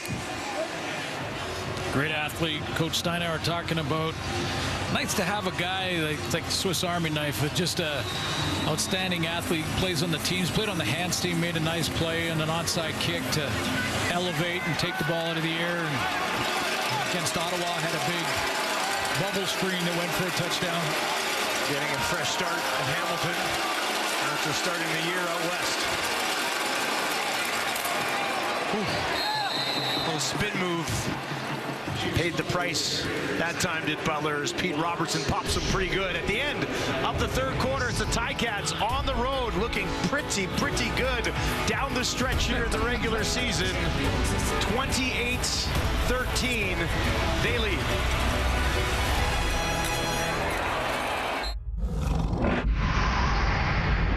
Kind of been stuck in neutral offensively here most of the night. Well, they're getting to midfield and no further. You can see that red zone column where that's 3 of 5 for the Ticats, and the Riders in 3 quarters have not been in the red zone. But I should say happy Thanksgiving Day weekend to all football fans across the country. Hope you're enjoying football. It was a great game last night between the Bombers and the Lions. That was really fun. That was good. You know, and we're here also mourning the loss of George Reed, honoring and paying homage to him and the 2013 Grey Cup champion Saskatchewan Roughriders in the house tonight. So a legend watching from above and legends in the building in person. It's a great way to describe it in both aspects of what's happening here tonight. The have done an excellent job here as the organization, honoring number 34 this evening. 2nd and 9 for Hamilton. 4-man pressure. Schultz bought himself a little bit of time, throws it away. There's a flag as he let that ball go. That's going to be a hold against the Ticats. Yeah, you always can tell when the play takes that long to develop. Those offensive line end up having to grab, or they get their quarterback hit. Holding Hamilton, number 62. 10-yard penalty. Still 2nd down. Big boy out there at right tackle, 6'6" and 300 pounds. It was interesting to hear Coach Steinauer talk about Kelly and Murray and how they really have settled in a short amount of time and really affected in a positive way their run game for sure, but giving their quarterback more time to throw the football, no matter who is playing in there. Never a bad thing. Empty backfield this time. 2nd and 19. Nice one-handed snag there by Smith. Tries to get some blocks along the far side of the field. Got about half of what they needed.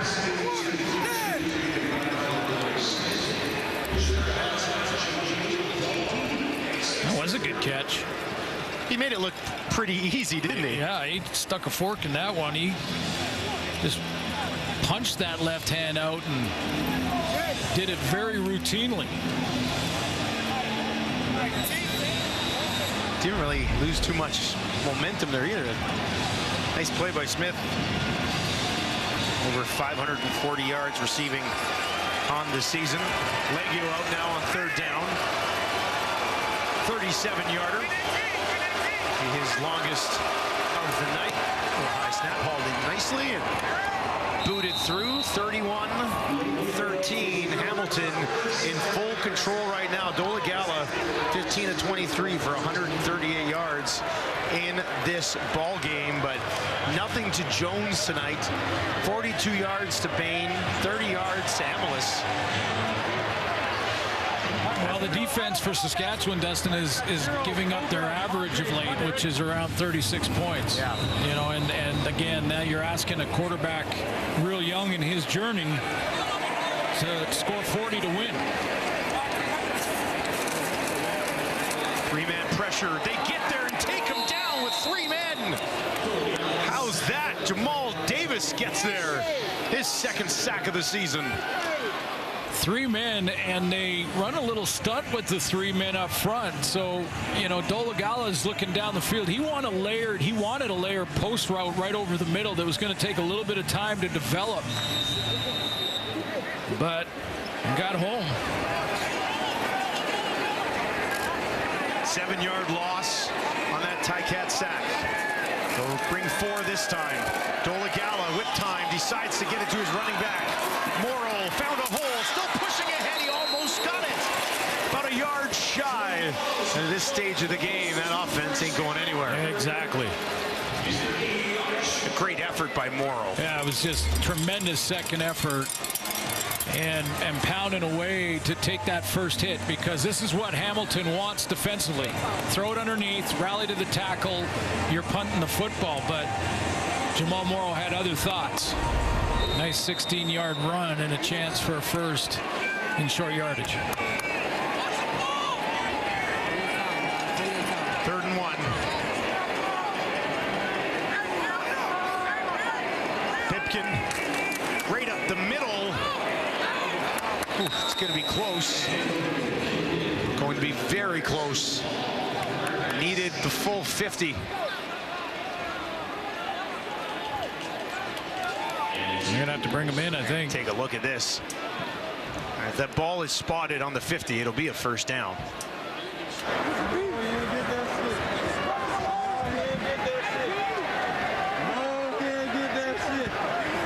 Decent push, but the Ticats held in there.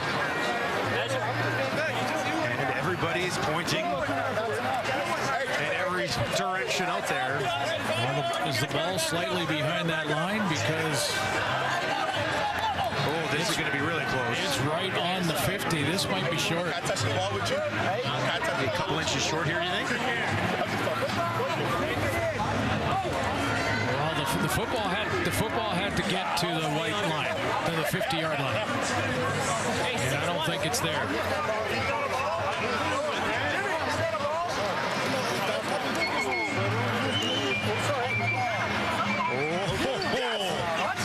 Just short.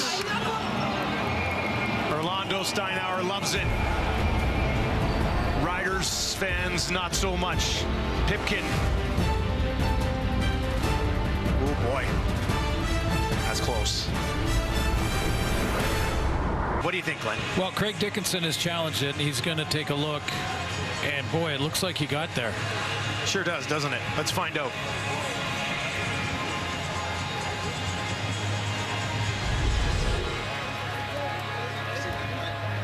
After review by the command center, the ruling on the field is overturned. The ball carrier reached the 50-yard line. Therefore, it's going to be a first down Saskatchewan. That's the right call. After we got that look at it, it did seem like he was at least to the 50. Well, and it's a great challenge and one that Craig Dickinson had to go with, because with the score in the game and 12 minutes to go, you need this first down desperately. But you're right, this is the angle that really shows that it looks like the ball got to the line, that 50-yard line, and he fell over the 50-yard line. Almost never is that play overturned, but it was this time. Dolagala and the offense back out on the field, and that one misses everybody. Maybe a miscommunication there with Schaefer Baker, who's been quiet, although with the pressure on Dolagala, you know, I know probably Rider fans are sitting here saying, why isn't he throwing it deep? Like, try to take the top off the defense and go after it. Well, you need time to do that. You got to have time to throw the football, and he just hasn't had that extra second or two to stand in there and deliver the strike down the field. Home side, 11 of 20 on second downs so far in this game. Big one here. Ticats bring 5. Dolagala in trouble trying to escape. No! Taken down. Ball popped out. I'm not sure when that whistle went. Looked to me like he was down. Ticats are saying they've got it again, and the officials will gather to discuss. Now, you mentioned off the top Dylan Wynn back in the lineup and the rotation on the D-line. I think he was involved with this play. First of all, the pressure once again. The ruling on the field was the quarterback fumbled the football before he hit the ground, and the ball was recovered by Hamilton. That was so far the ruling by the officials on the field will be Hamilton first down. Knocked out as he was going backwards. Edwards had him, and Lawrence came in. Yeah, the ball's out. Popped it out. Yeah, the ball's clearly out. Now, the Ticats have to recover immediately. Dolagala had it for a second, but you could see Dylan Wynn getting in there. It's in between his knees, and he wrestles that one up to his arms, making an impact in his first game back. After review by the command center, the ruling on the field stands. First down, Hamilton. So they didn't have the turnover on downs, but just moments later, a fumble from Dolagala, and the Ticats get it back anyway. Timer, please reset. Well, it happens because of the pressure. And again, it's Chris Edwards providing pressure. They're doing a nice job of showing blitz from the interior of the O-line and then going to the edges with the actual blitz. In other words, those interior guys are dropping out, Thurman and Lawrence, and they're coming off the edges, and that's fooling the O-line and not giving Dolagala any time to throw. Ticats will go back to work here, leading 31-13 on a Saturday night in Regina. Back on the ground, short pickup. So Schultz has come in, and after Bo Levi Mitchell started this game, took care of business pretty tightly, didn't he? Great to see him back. And I mentioned his record against Saskatchewan, all those years playing against the Riders as a Calgary Stampeders, familiar with playing in Mosaic Stadium and how challenging that can be for an offense coming in. And boy, to have a 1-2 punch at the quarterback position with him and Schultz, with the playoffs right around the corner, it's nice. Schultz gets this one away just in time. Now has a bunch of time. Dumps it off to Butler. Butler turns it up, takes it down to the 45 before he was popped. Oh, big Micah. Is that Micah Johnson getting out there?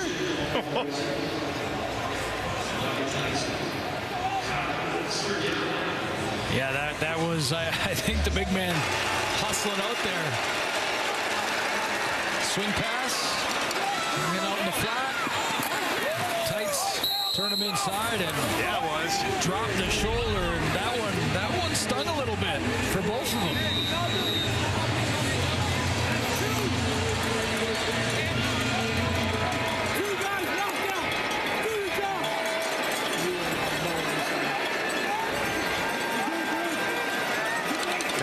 Set to kick this away.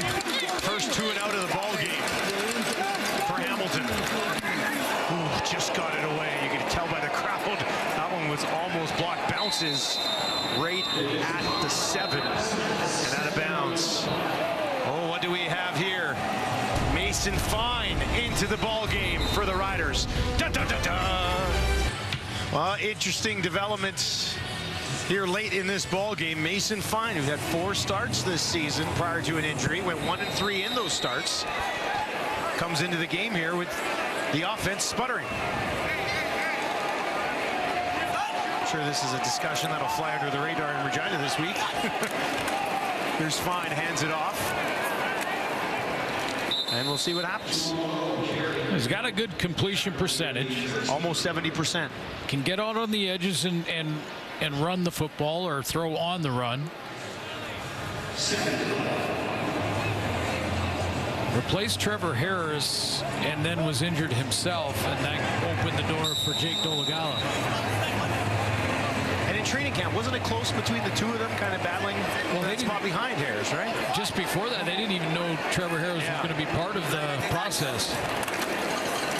Hand it off again, right up the middle. Another big burst by Jamal Morrow. Takes it outside the 35. Give him over 100 in the ball game for Jamal Morrow for a team that averages just 80 per night. Brandon Council's getting a big block up front. He's got to get the edge there. That's the out block, the kick-out block, and then the down block from the inside in Logan Furlan. Down block there on the double team. Kick out by Council. Morrow to the races. Fine, throwing this time. Schaefer Baker, first down Saskatchewan. He'll take it out just shy of the 50. The Ticats are saying that they've taken it away from them. Right now, the officials are marking it a first down for the Riders. Yeah, new face, new guy in the huddle, changing the pace. That was really the first throw from Mason Fine. He was a couple of running plays. Jamal Morrow was doing the heavy lifting to get out of their own end, and then it's like changing the goalie, though. Sometimes it's not the goalie's fault. It's just... Yeah. Well, that's the whole thing. Even with Dolegala in this 4-game losing streak, we mentioned it. Like, their last 7 games, they've allowed at least 29 points in all of them and are giving up 36 on average. Still an outside shot that Trevor Harris could return, by the way. You were looking at him up in the spotter's booth, trying to help with an extra set of eyes. It's an injured Ticat on the field. It's Leonard, slowly, to get up.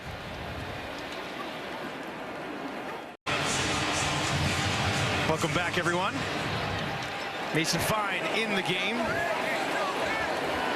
3 touchdowns, 4 interceptions in the 4 starts that he had. 3 different quarterbacks have started at least 4 games for the Riders this year. He, of course, is one of them. 4-man pressure. Fine in the pocket. Takes off now. Tracked down and tripped up from behind by Jagarrett Davis. A couple yards for Fine on the scramble.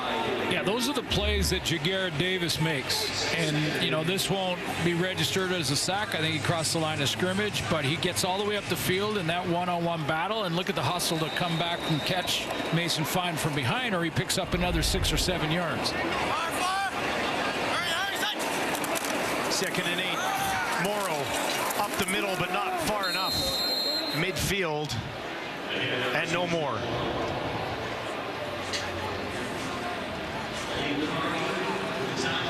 Third and about 4 yards here for Fine in the offense. Mark Washington been sending pressure in these situations, whether it's second or in this case third.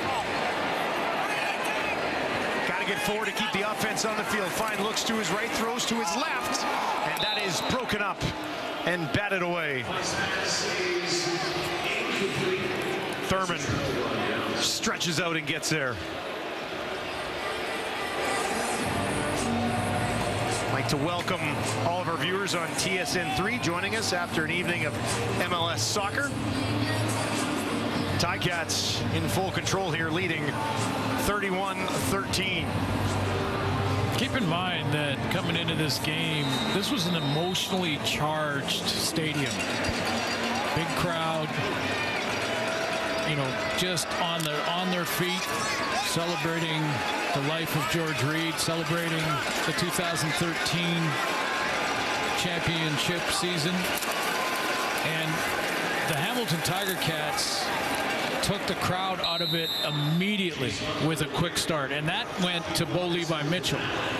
If you're just joining us, QB1 from the beginning of the year is back and looks sharp. I mean, a couple of those big plays to Tim White, I mean, he was on. And when you take back and take a look at it, the timing was there. The pocket presence was there. The accuracy was there. He said to us this week his arm feels fantastic. Quick pass to the far side of the field. That pops out. Brunson, I believe, is on it. And the Riders able to come up with this football. And it is Brunson. Look at the turnovers in this game tonight. Defense is trying to make plays here. Yeah, I think it was Jaden Dahlke who got up from the safety spot to knock the ball out. Then you notice Dahlke checked for it. He hit it. He knew he hit the ball, and he thought, that must be out there. He got up after this and went over and pushed the arms aside. So what? Did you have it or you don't have it? That was Smith who had it and then didn't have it. And Brunson scooped it up. Fine. Quickly. Completion. First down. As he gets it into the hands of Emilus. That's what's been missing from this offense for the Riders. When the Ticats send blitz, this is what you got to do. That's the check down. That's the blitz beater. Quick slant. Guys are playing off. That's what's been missing. Less than 5 minutes ago. Fine. Down the field for Stearns. Oh, my goodness. What a play defensively. Katsatonis. His 5th interception of the season is spectacular. And he takes it back the other way, and the Ticats make another big play. Holy smokes. I see a UBC making a play to get outside. I mean, first of all, he covers a ton of ground to pick up that corner route. Stearns run the corner route. He doesn't even think that that's catchable. So he just goes to the ground. I mean, look at that athletic play. Well, now I'm not sure. Dequa and Katsatonis and I don't know. Pretty sure it was going to be Montreal's safety. They play on Monday. Katsatonis had that touchdown earlier in the year on the Cornelius left-handed throw. My vote, I don't know. Boy, is he having an excellent season. Tossing highlight reel play like that. Back on the ground to Butler. All glory to God. Happy Moon Football. Love you, Kylie. Love you, Mom, Dad. Miles, Zoe. Xavier. Monroe. Saskatchewan. Love y'all. This is the final timeout. I was on the corner so quick. Boy, this Hamilton team, you're a Hamilton Tiger Cat fan right now. You're pretty excited about what's developed over the last month. And you take a look at Bo Levi Mitchell's road record, and that it'll prove they hold on to this 31-13 lead 4 minutes to 45 wins. It is the best road record of all time, that winning percentage. Flutie and Moon, the next two guys on that list. So we'll see where this Hamilton team is headed. But down the stretch, looks pretty good, on the verge of making it 5 of their last 7. And only the Grey Cup champs have beat them over the last 6 weeks. Wide open. White, look at that move. Midfield down to the 50. He had a huge first quarter, has been somewhat quiet since. But how about the magic after the catch on that one? Well, yeah, and when you got an all-star receiver, or more than one, but Tim White's having himself an all-star year, and he made the plays he had to in the passing game early on. Bo Levi Mitchell throwing him a couple, and then Schultz after that. And then the game plan changes. You go to more James Butler when you got that big lead, and Hamilton has led really from start to finish here. 5th 100-yard game of the season for White. He had that in the first quarter. That's his first catch since the first quarter. All 4 receivers out to the right side. Oh, get out of my way. Schultz takes it down to the 35. Finesse and ferociousness on this one. Wow, you don't expect that from a quarterback. He comes outside, fake inside to James Butler, and then that's not a little DB. That's Derek Moncrief. That's a linebacker coming up to make that stop on the quarterback run. A 15-yard gain and a hammer, not the nail. Moncrief 6'2", 220. You see Bo looking at that replay. He's going, wow, that was really good. Now he has to do that next game. Less than 3 minutes to go. This time up the middle, Butler. Short pickup. Let's take another look here. Hey, what did we say? It's George Reed night, right? I hear you. Get out of this guy's way. Boom. That type of night for the Ticats. Montreal is trying to hold off Hamilton. Well, and after Hamilton, with what they've seen tonight, Montreal's got to be thinking, okay, we gotta keep it rolling here. Nice job by Mike Gibson, filling in for Scott Milenovich. 2nd and 8. Butler straight up the middle, give him another first down. James Butler, who hit the 1,000-yard mark on the season earlier. Just that first cut. Kind of automatic after that, wasn't it? Yeah, I think a little bit of the George Reed spirit has worked its way through both these tailbacks tonight. Because Butler's had a big night. Jamal Morrow certainly did his thing. It wasn't his fault. They only scored 13 points. Georgette Reed right there beside George's jersey.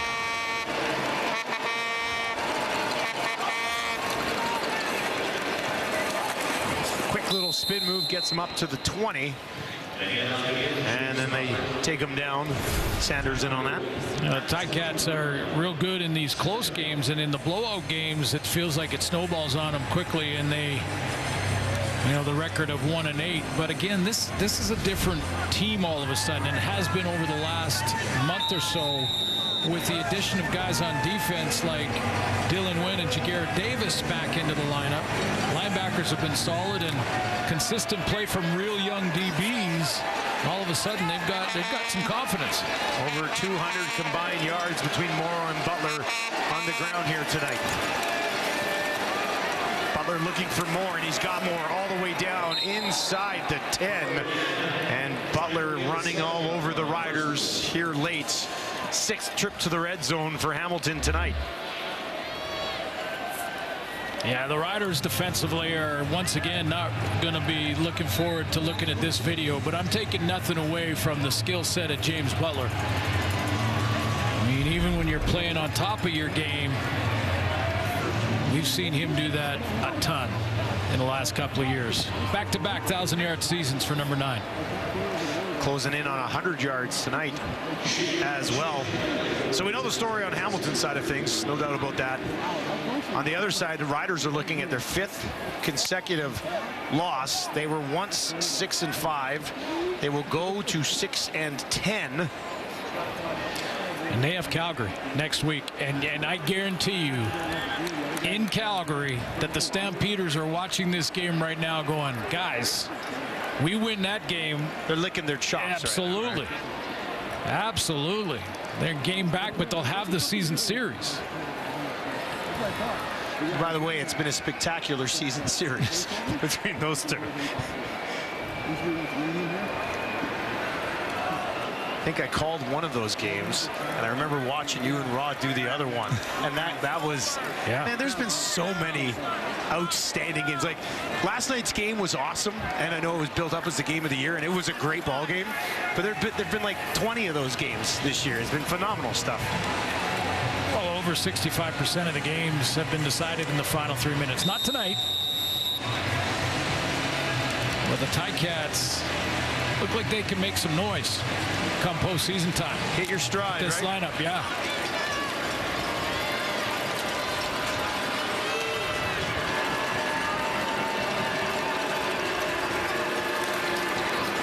Back on the ground, pushing ahead. Will he emerge from that pile? No, the Riders are there this time to slow down Butler. One thing about Craig Dickinson that he's got to try and figure out, and I don't know if there's a true answer, and I think Milt Stegall talked about it at halftime. You're not only playing so that you don't back into the playoffs, you go into them with a little momentum, but you're playing, now they have to play to get in the playoffs, but you're also playing for your jobs. Yes. And when I say the defense is not going to like looking at its video again in Saskatchewan, there are some guys that I'm telling you are not getting it done, and I don't just mean making mistakes that everyone makes. Back to Butler again, pushing ahead. And he does surpass 100 yards. Both running backs in this game hit 100 yards. He'll be stopped just short, and it'll be 3rd and goal with 46 seconds on the clock. I'll put it this way. One thing you can always control no matter what's happening is your effort. So no matter what it says on the scoreboard, and there's a guy who's a great example of it, Larry Dean. Larry Dean. No matter what it says on the scoreboard, you can control your effort. He does it every down, Larry Dean. You know, maybe that's a good idea for Craig Dickinson. Take the film and isolate Larry Dean for the entire season and say, guys, 12 guys like that, we're okay. Kyle Loxley into the game. 3rd and goal from the 1 for the Ticats. Loxley stretching it out, and he walks in. Touchdown, Ticats. And things go from bad to worse. Late flag here as well for the Riders.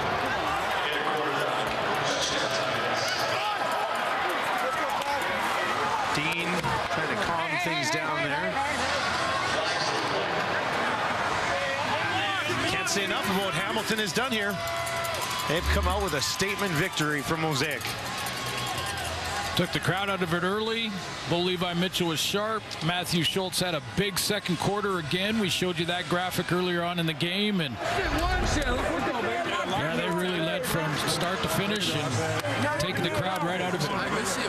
This was a 10-play, 73-yard drive after an interception by Katsatonis. Major foul, misconduct, unnecessary roughness, Saskatchewan number 38. That 15-yard penalty will be enforced on the kickoff.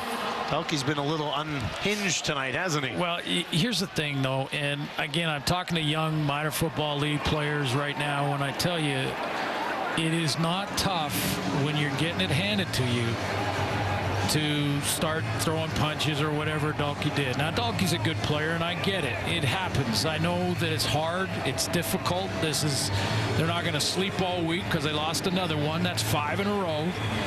And they're pros, and they want to be, you know, rise to the occasion. But it's not tough to take a swing or push someone when it's over. If you want to show that you're tough during the game and making tackles and hustling to the football. And I'm not saying Dalkey's one of those guys. He might be cruising a little bit, but Craig Dickinson's got to figure that out. 38-13 for Hamilton. Meanwhile, that's a pretty potent combination all of a sudden. You know, everyone was wondering, what are we going to see from Bo Levi Mitchell? Like, has he got a ton of rust on him after all this rest? Good shit, let's go! Or rehab, I should say, not necessarily rest. In fact, rehab becomes tougher than sometimes games. But he looked real sharp. Now, again, this Riders secondary has looked a little wobbly for a month, but take nothing away from these guys coming out and executing on the road. They're also two quarterbacks who you can mix into games at the same time. Absolutely. Like, even if Bo's going to go for you in the playoffs, you can still get Schultz in there for 8 to 10 plays in a ball game because he can pass it, but he's also really good on the ground, right? So a true different look. Absolutely, absolutely. Different playbook, different chapter in the playbook. We've seen many, 1-2 punches at quarterback win championships. Barnes Huffnagel, Austin Burgess. Rider fans will know that combination. Well, Hamilton has also now won a game against all 5 teams in the West this season. And this kick hit a body, bounced out of bounds. Also, Mario Alford did not have a chance to return a kick tonight. They stayed away from him the entire evening. Hamilton, number 33. Saskatchewan elects to take the ball. Very bright future for that guy. That's Taylor Powell, who had to keep the ship afloat when Bo and Matthew Schultz went down. So, and did a real nice job. And again, emphasizing that Bo Levi Mitchell, who's been around for as long as he has and played at the level as he has, he wanted to make a point in our call this week that to tell us how he thinks Taylor Powell is going to be a star in the league. And it's his work ethic, his skill set, how he processes. Really high on young Taylor Powell for the future. Well, Powell's got great people to learn from. Yeah, no question. Scott Milenovich being a big part of that too.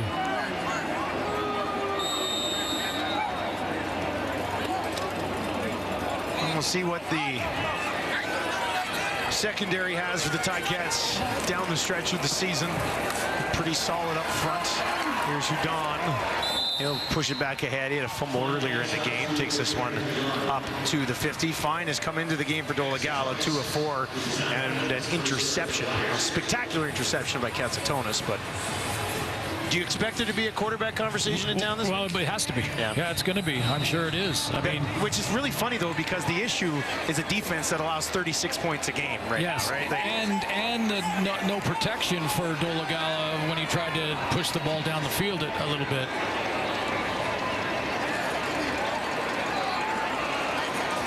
Clock ticks down here at Mosaic. And one more carry for the rookie to take it to midfield, but that'll do it. 5-game losing streak for the Riders, who were once in pretty good control of a playoff spot. That's up in the air right now. Yeah, man. Hey, shout out God. Shout out Hamilton. Shout out my mama. Ma, I love you. Shout out all my people back home. Man, 1K back to back, man. James Butler. Shout out to my whole line. Shout out to my receivers. We're still 5 yards. Any other shutouts? We're still hearing them in the background. Red Blacks and Alouettes on Thanksgiving Monday. What a performance, though, from the Hamilton Tiger Cats tonight. A night that started with an honor and a tribute to a CFL legend and a celebration of a Grey Cup championship team 10 years ago. That's how it started. It ends with a dose of reality as the Riders lose at home by 25 to the Ticats, who have now won 5 of 7. That'll do it for us. Enjoy the rest of your Saturday nights. Let's send it to SportsCenter.